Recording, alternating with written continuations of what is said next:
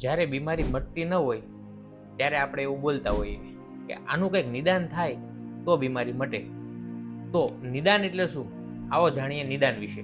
શાસ્ત્ર નિદાન વિશે શું કહે છે? શાસ્ત્રના મતે નિદાન એટલે પોઝિટિવ ફેક્ટર.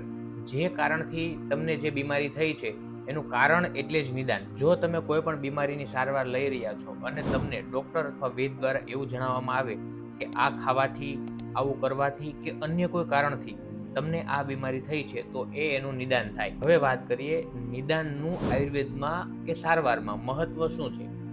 આચાર્ય સુશ્રુતે એની સુશ્રુત સંહિતામાં લખ્યું છે, સંક્ષેપતઃ ક્રિયાયોગો નિદાનસ્ય પરિવર્જનમ.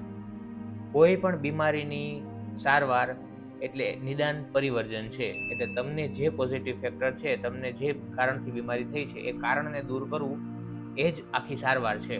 આયુર્વેદમાં દરેક બીમારીના અલગ અલગ નિદાન આપવામાં આવેલા હોય છે, અને જો એ નિદાનને દૂર કરીને સારવાર કરવામાં આવે તો દરેક સાધ્ય રોગ અવશ્ય મટી શકે છે.